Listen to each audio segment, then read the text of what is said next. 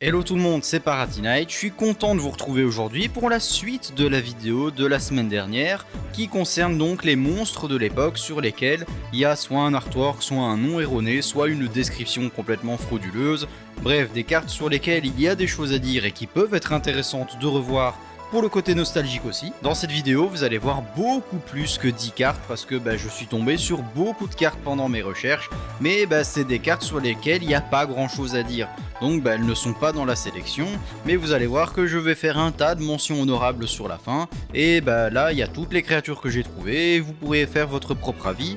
Si l'une des mentions honorables à la fin de cette vidéo vous intrigue ou que vous avez une anecdote à partager là-dessus, n'hésitez pas à utiliser l'espace commentaire, c'est là pour ça et c'est toujours un plaisir de vous lire.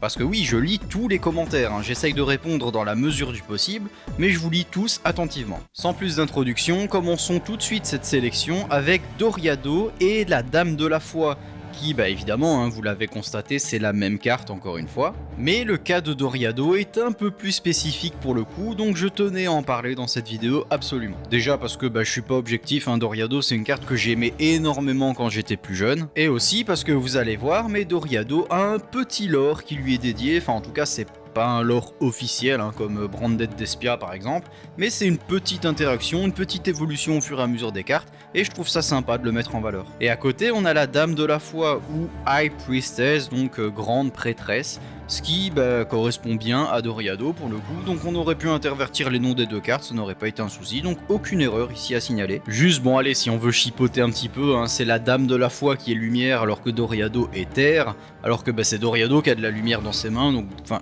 je sais pas, vous auriez pu intervertir les deux attributs, bref. Pour en revenir à Doriado, donc la carte a évolué et est devenue une carte rituelle de niveau 3. D'ailleurs, fun fact, c'est la première carte rituelle ever de tout Yu-Gi-Oh! De niveau 3. La carte a droit à un petit lore avec la carte Bénédiction de Doriado, où on voit clairement la Doriado niveau 3 normale, avec son chapeau vert donc, en train de prier et se faisant bénir par de petits esprits pour devenir finalement la maîtresse élémentaire qu'elle devient par la suite. Doriado étant devenue donc une maîtresse élémentaire, elle a toujours des effets liés aux attributs des cartes. Ici, la carte maîtresse élémentaire la compte comme une carte étant vent, eau, feu et terre, en plus de son attribut lumière. Tout sauf ténèbres donc. Et vous allez voir juste après que ça a sa petite importance. Bon, Dame de la Foi n'a pas eu un traitement très reluisant, je veux dire, Dame de la Foi, personnellement, je m'en souviens surtout pour ça. A surprise guest! Witch of the Black Forest in defense mode! What's Johnny planning to do now? But there's more to come, Duel fans! I activate my polymerization card, using Witch of the Black Forest and Lady of Faith together to create a whole new rock and rollin' entity better known as the Musician King. Alors je me souviens avoir littéralement explosé de rire en revoyant cette scène, en me refaisant les Yu-Gi-Oh! Duel Monsters, vraiment c'est n'importe quoi.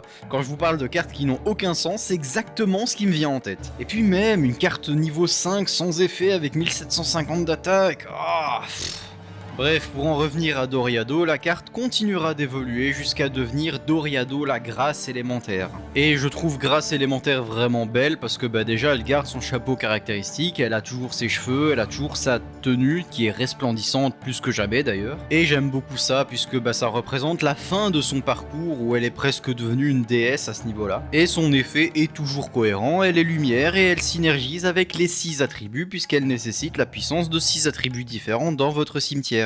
Doriado a aussi droit à son évolution un peu plus sombre au niveau des ténèbres justement, avec la prêtresse homme des ténèbres, qui visiblement elle est devenue sadique avec la tronche qu'elle tire. Elle a un effet qui synergise avec d'autres monstres qui sont ténèbres uniquement, donc là ça peut supposer qu'elle a complètement oublié sa voix de maîtresse élémentaire, étant donné qu'elle ne se focalise désormais que sur les ténèbres. Pour être honnête, je n'aime pas trop cette version là, puisque elle perd totalement son nom, elle n'a plus rien à voir avec Doriado, après ça peut avoir du sens niveau lore, mais elle a surtout une carte qui est beaucoup plus représentative de Doriado je trouve, et c'est Doriado des Ténèbres tout simplement. Et pour être honnête, je pense que Doriado des Ténèbres et la prêtresse homme des Ténèbres sont la même carte. Je pense que Doriado des Ténèbres est simplement la prêtresse homme des Ténèbres, mais en plus jeune tout simplement. Puisqu'on peut constater que Doriado est déjà sur la voie des Ténèbres, mais elle synergise tout de même avec les autres attributs, comme si ça signifiait qu'elle gardait un peu de son parcours avant de totalement se perdre au final. On est donc parti de la petite dryade de niveau 3 sans effet et de la dame de la foi, et on est tombé sur un musicien rock'n'roll qui n'a aucun sens,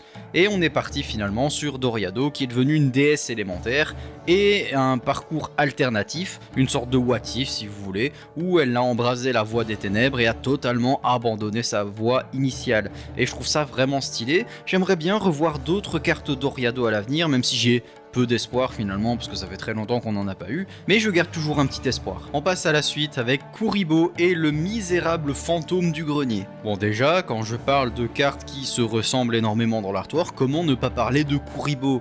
Bon, on va pas parler des autres Kuribo, parce que les autres Kuribo, ce sont des Kuribo assumés. Mais le misérable fantôme du grenier, il m'a toujours fait tiquer à l'époque, parce que c'est littéralement Kuribo, je veux dire, mais juste il a aucun effet, et il n'a pas Kuribo dans son nom non plus, donc moi quand j'étais petit, ça me perturbait énormément de voir ça. Avec ça, on a l'exemple basique de toutes les cartes que vous avez vues dans la vidéo précédente, c'est-à-dire que c'est le même monstre. Mais là, c'est au poil près, les poils sont les mêmes, ils sont posés de la même manière, même les griffes sont pareilles, même les yeux et même le fond. Le fond, il a été retouché sur Photoshop, ils ont été dans teinte de saturation, ça a pris 2 secondes. La carte a évidemment été reprise, encore une fois, merci cet archétype, j'adore cet archétype définitivement, mais Memento a sauvé ce monstre de l'oubli avec Memento Tlan Gatik, et je trouve ça un peu bizarre que le misérable fantôme du grenier ait toujours été vu comme une carte un peu méchante comme ça.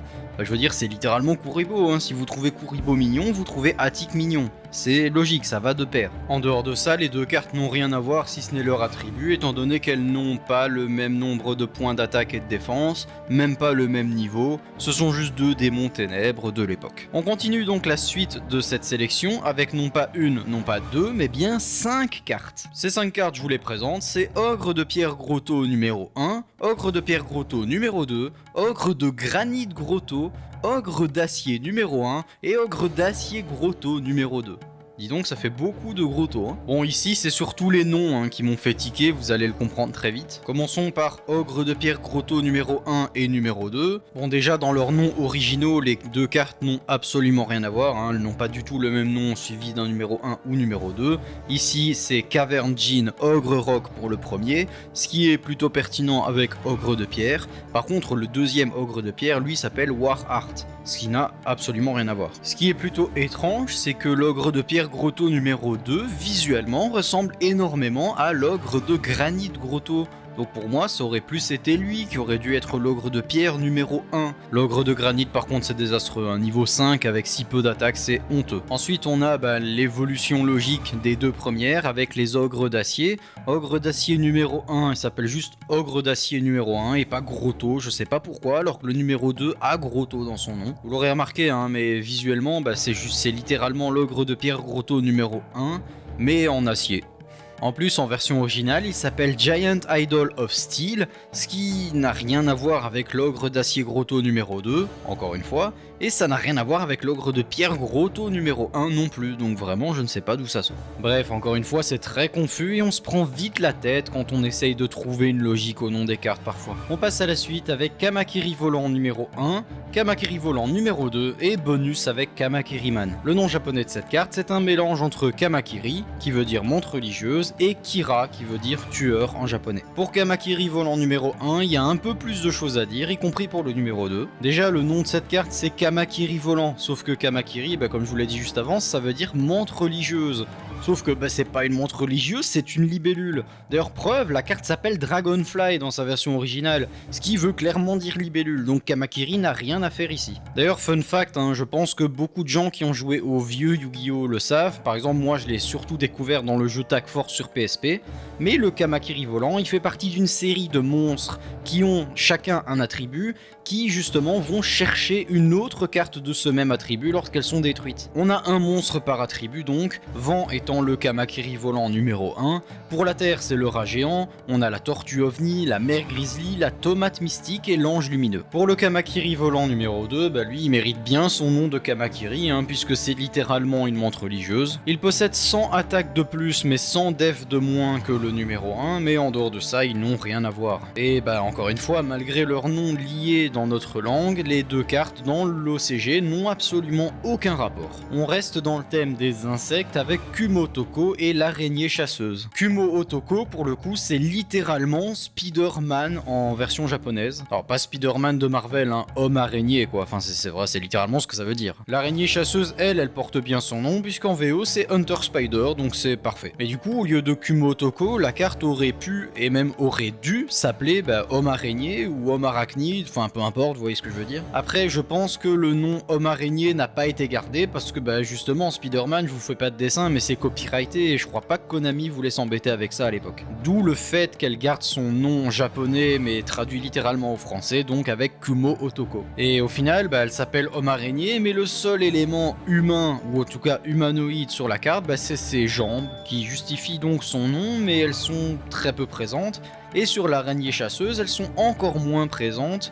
Et cette dernière, l'araignée chasseuse, donc, elle ne mentionne même pas de caractéristiques humaines. J'en profite aussi pour le dire, mais comme l'insecte basique de la dernière vidéo, la carte ici apparaît dans Jeu de ballon géant et Stade géant, qui sont deux cartes liées à Insectoraga qui sont vraiment sympas. On a ensuite de très vieilles cartes, encore une fois, avec le M guerrier numéro 1 et le M guerrier numéro 2. Alors eux, je tenais à en parler parce que justement, même en japonais, ils ont le numéro 1 et le numéro 2 et dans le même ordre justement. On a donc ici des cartes qui sont numérotées en OCG et en TCG, et c'est correct, pour le coup on n'a rien à dire là-dessus. En japonais, les deux cartes s'appellent Magnet numéro 1 et numéro 2, ce qui donne une explication au M de M guerrier, donc c'est Magnet Warrior j'imagine. Bon après je vois pas trop de rapport avec les magnets sur l'artwork des cartes, je veux dire c'est littéralement juste des guerriers mais il n'y a pas d'aimant sur eux. Les deux cartes ont des stats pertinentes pour le coup, étant donné que même en OCG elles vont ensemble, elles sont forcément construites autour de ça. L'une à 1000 et 500 et l'autre à 500 et 1000. Elles sont de même attribut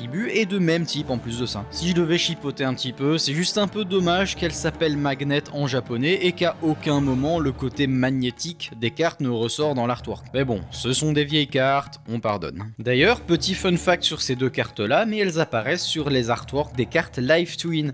Evil Jumelle en français. Sur la carte Evil Jumelle Sunny la perturbatrice et Evil Jumelle Sunny la balance. Vous pouvez les voir là, juste ici. D'ailleurs, les deux cartes ont une fusion, le guerrier Carbonala. Et non, ça n'a rien à voir avec les pattes Carbonara l'italienne, ça n'a aucun rapport. Même si on va pas se mentir, j'y ai cru moi aussi. Non, en fait, en japonais, la carte s'appelle aussi Carbonala Senshi, donc le guerrier Carbonala justement. Et j'ai appris que Carbonala, ça venait de Carbonalo.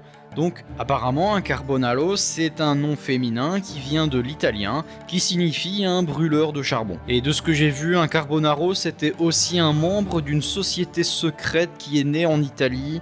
C'est un peu obscur à ce niveau là. D'ailleurs le guerrier Carbonala apparaît aussi sur une carte, il apparaît sur la carte Extra Shave Reborn, qui n'existe pas dans la vraie vie, uniquement en animé, j'en parlerai peut-être un jour. On continue cette sélection avec le dragon ailé gardien de la forteresse numéro 1 et le gardien de la forteresse numéro 2. Alors autant le premier il mérite bien son nom étant donné qu'il s'appelle littéralement dragon gardien de la forteresse en japonais. Par contre le deuxième s'appelle juste Wyvern qui veut dire wyvern et donc ok c'est pertinent avec son style mais c'est pas pertinent avec la première carte justement. Petit fun fact parce que j'adore ça, mais c'est le premier monstre normal invoqué par Yugi lors de son duel contre Kaiba. En plus, dans l'animé, il tape avec des boules de feu, ce qu'il fait très souvent d'ailleurs, alors que il n'est pas feu, et sa description indique qu'il attaque sous forme de plongeon aérien.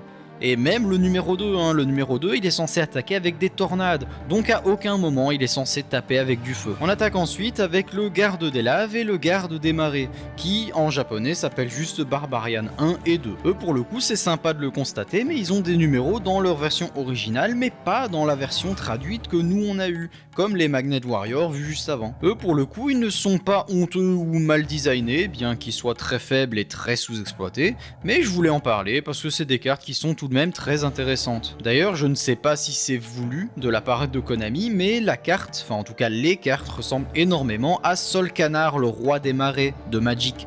Et vu que les marées ça a rapport avec le garde des laves et le garde des marées, bah c'est vraiment une énorme coïncidence, si ce n'est pas voulu en tout cas. Ils ont donné naissance à un sous-archétype, l'archétype des gardes. C'est un archétype, enfin c'est pas vraiment un archétype, c'est plutôt un sous-archétype, mais du coup c'est un sous-archétype qu'on voit au tout début de Arc 5, on le voit revenir et ça fait très plaisir ce genre de petite dose nostalgique. Le garde des laves et le garde des marais apparaissent sur beaucoup de cartes. Ils apparaissent sur la carte Héritier talentueux, Spell of the Ruler qui est une carte unique à l'animé, le hurlement de garde, même si ici il n'y a que le garde des marais, le boost d'ego, avec ici uniquement le garde des laves, la rage de garde, encore une fois, le festin de la nature level 5 et l'écho des gardes. Ce sont des cartes donc assez gimmicks et populaires de Yu-Gi-Oh! Elles représentent beaucoup la première ère des cartes Yu-Gi-Oh!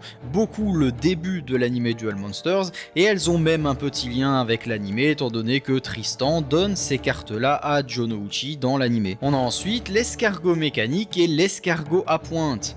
Alors là c'est très drôle parce que l'artwork c'est vraiment juste la même carte, on pourrait les mettre ensemble et faire la même animation, c'est la même carte. Petit fun fact encore une fois, c'est le premier monstre insecte qui n'est pas d'attribut terre. Et oui, c'était très limité à l'époque. D'ailleurs, j'en profite pour les voir, mais on n'a aucun archétype basé sur les escargots, c'est inadmissible. Je veux dire, c'est des monstres vraiment stylés, on peut les utiliser de plein de manières, mais on n'a aucune carte. La seule carte vraiment ressortante de cette ère de Yu-Gi-Oh! C'est l'escargot mobile que je jouais dans Yu-Gi-Oh! Les cartes sacrées justement. Avant d'attaquer la dernière carte de cette sélection, quelques petites mentions honorables comme promis au début de vidéo. Il y a vraiment plein de cartes que j'aurais aimé mettre dans ce classement mais pour lesquelles il n'y a pas grand chose à dire. Enfin il y a des choses à dire hein, mais pas assez pour en faire une section entière. Comme par exemple Nekogal 1 et 2, 4 Fairy et 4 Lady en japonais. La première est seulement une bête et non une bête guerrier, c'est un peu bizarre. On a aussi Chevalier Succubus et Vishger Randy. Alors moi, Chevalier Succubus, elle me fait vraiment penser à Jolene de Jojo, alors que Vishger Randy, elle me fait penser à Morrigan. On retrouve la thématique des guerriers dans leur nom avec Chevalier Succubus et Guerre Randy. Et d'ailleurs, les deux monstres sont des guerriers et non des démons. Ce que je trouve vraiment bizarre avec leur apparence justement. On a aussi Lutine à la clé et Lutine à la clé numéro 2. La première n'a pas le numéro 1 dans son nom. L'un est lumière, l'autre est ténèbres. L'un est elfe, l'autre est démon. C'est assez stylé. Je vous en fais défiler quelques-unes, mais il existe